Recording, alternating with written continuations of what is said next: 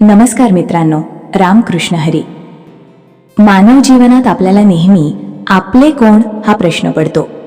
आपले नातेवाईक, मित्र, ओळखीचे हे सगळे आपल्या आयुष्याचा भाग असतात.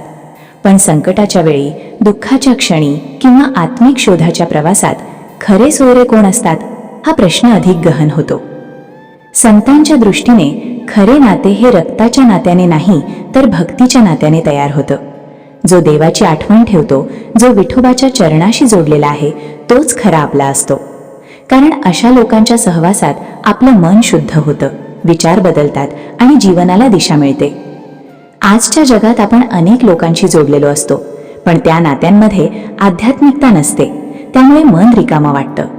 संत आपल्याला सांगतात, योग्य संगत निवडा, कारण संगतच आपलं जीवन घडवते किंवा बिघडवते. या अभंगामध्ये एक सुंदर संदेश आहे. खरे नाते हे भक्तीवर आधारलेले असते आणि जो विठ्ठलाचा आहे तोच खरा आपला आहे. अभंग 263. ते माझे सोयरे सजन सांगाती, पाय आठविती विठोबाचे. येरा मानी विधी पाळनापुरते, देवाची ती भूते हणुनिया. सर्व भावे जालो वैष्णवांचा दास, करीन त्यांच्या आस उच्छिष्ठाची. तुका हणे जैसे मानती हरिदास, तैजी नाही आस आणि कांची. ओळ 1. ते माझे सोये सजन सांगाती, पाय आठविती विठोबाचे.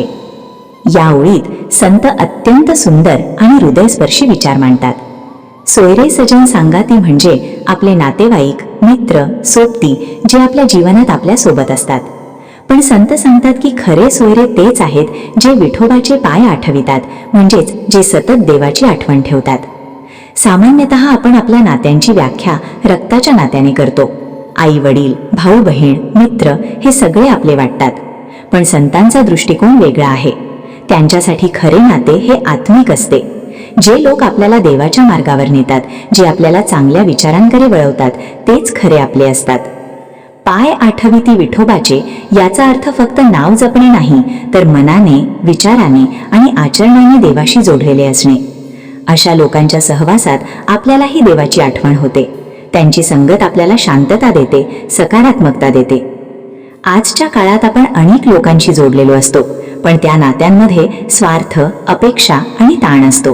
त्यामुळे मन अधिक अस्वस्थ होतं. पण जेव्हा आपण भक्ती करणाऱ्या लोकांच्या सहवासात येतो तेव्हा मन शांत होतं, कारण त्यांचं बोलणं, विचार आणि वागणं हे सर्व देवाभोवती फिरत असतं. ही ओळ आपल्याला एक महत्त्वाची गोष्ट शिकवते. योग्य संगत निवडणं खूप महत्त्वाचं आहे, कारण आपण ज्या लोकांसोबत राहतो तसंच आपण बनतो. जर आपण भक्ती करणाऱ्या लोकांसोबत राहिलो तर आपल्यातही भक्ती निर्माण होते. म्हणूनच संत सांगतात, खरे सोयरे ते नाहीत जे फक्त आपल्या जवळ आहेत, तर ते आहेत जे आपल्याला देवाच्या जवळ नेतात. ओळ 2. येरा मानी विधी पाळनापुरते, देवाची ती भूते हणुनिया. या ओळीत संत बाह्य धार्मिक आचरणावर प्रकाश टाकतात. येरा मानी म्हणजे इतर लोक आणि विधी पाळनापुरते म्हणजे जे फक्त नियम, परंपरा आणि विधी पाळतात. संत सांगतात की असे लोक देवाची खरी अनुभूती घेत नाहीत, तर फक्त बाह्य स्वरूपात अडकून राहतात. अनेक वेळा आपण पूजा, व्रत, उपवास, मंदिर दर्शन या गोष्टी करतो, पण त्या करताना आपलं मन देवाकडे नसतं. आपण फक्त परंपरा म्हणून किंवा समाजासाठी त्या गोष्टी करतो, त्यामुळे त्या कृतींमध्ये आत्मा नसतो. देवाची ती भूते. संत इथे एक वेगळा अर्थ सांगतात. जे लोक फक्त बाह्य विधी करतात पण मनाने देवाशी जोडलेले नसतात, ते जणू देवाच्या खऱ्या तत्वापासून दूर असतात. ते देवाला समजून घेत नाहीत, फक्त त्याचं अनुकरण करतात. ही ओळ आपल्याला अंतर्मुख करते. आपण स्वतःला विचारायला हवं, आपण पूजा का करतो? आपण देवाला खरंच अनुभवतो की फक्त परंपरा पाळतो? आजच्या काळात धार्मिकता खूप दिसते, पण आध्यात्मिकता कमी दिसते. लोक मंदिरात जातात पण मन शांत होत नाही, कारण मन बाहेरच्या गोष्टींमध्ये अडकलेलं असतं. संत सांगतात की खरी भक्ती ही मनापासून असते, ती बाह्य गोष्टींवर अवलंबून नसते.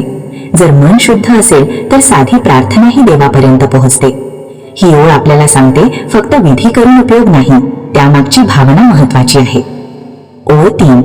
सर्व भावे जालो वैष्णवांचा दास, करीन त्यांच्या आस उच्छिष्ठाची. या ओळीत संत अत्यंत नम्रतेचा आणि समर्पणाचा भाव व्यक्त करतात. वैष्णवांचा दास म्हणजे जे विष्णू भक्त आहेत, त्यांच्या सेवेत राहणं. संत स्वतःला त्या भक्तांचा सेवक मानतात. सर्व भावे म्हणजे पूर्ण बनवणे, कोणताही अहंकार न ठेवता, ही खरी भक्ती आहे. जेव्हा माणूस पूर्णपणे समर्पित होतो तेव्हा त्याच्या मनात अहंकार राहत नाही. उच्छिष्टाची आस, याचा अर्थ अत्यंत नम्रता. संत सांगतात की मला त्या भक्तांचं उरलेलं अन्नही मिळालं तरी ते माझ्यासाठी मोठं आहे. हे वाक्य नम्रतेची पराकाष्ठा दाखवतं. आजच्या काळात आपण अहंकाराने भरलेलो असतो. आपल्याला मोठं व्हायचं असतं, मान सन्मान हवा असतो. पण संत उलट सांगतात, लहान बना, सेवक बना. जेव्हा आपण अहंकार सोडतो तेव्हा आपण खऱ्या अर्थाने देवाजवळ जातो. कारण देवाला अहंकार आवडत नाही, त्याला नम्रता आवडते. ही ओळ आपल्याला शिकवते, भक्तांचा आदर करा, त्यांच्याकडून शिका, त्यांच्या सहवासात राहा. ओळ 4. तुका हणे जैसे मानती हरिदास, तैजी नाही आस आणि कैंची. या ओळीत संत अंतिम निष्कर्ष सांगतात. हरिदास म्हणजे जे हरीचे भक्त आहेत. संत म्हणतात, जे लोक देवाला मानतात त्यांच्यासाठी दुसऱ्या कोणत्याही गोष्टीची इच्छा राहत नाही. जेव्हा माणूस खऱ्या भक्तीत रमतो तेव्हा त्याला बाह्य सुखांची गरज वाटत नाही. पैसा, मान सन्मान, प्रतिष्ठा या गोष्टी गौण वाटतात. भक्ती माणसाला पूर्ण करते, ती त्याला आतून समाधानी बनवते. त्यामुळे त्याला इतर कोणत्याही गोष्टीची आस राहत नाही. ही ओळ आपल्याला सांगते, जर तुम्हाला खरी शांती हवी असेल तर देवाला स्वीकारा. शिकवण. या अभंगातून आपल्याला एक अत्यंत महत्वाची शिकवण मिळते. संगत आणि भावना या 2 गोष्टी जीवन बदलतात. आपण कोणासोबत राहतो आणि कशा भावनेने जगतो यावर आपलं आयुष्य ठरतं. खरे नाते हे रक्ताने नाही तर भक्तीने तयार होतं.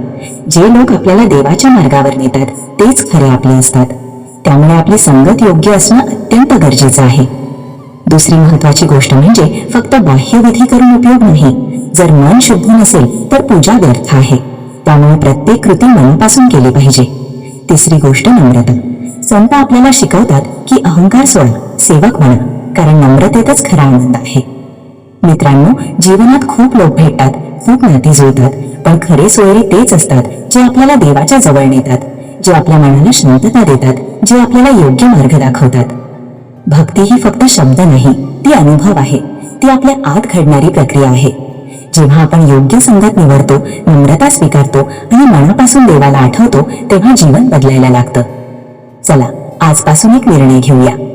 वाईट संगत टाळूया, चांगली संगत स्वीकारूया आणि देवाला आपल्या जीवनाचा भाग बनवूया. जय हरी विठ्ठल. रामकृष्ण हरी.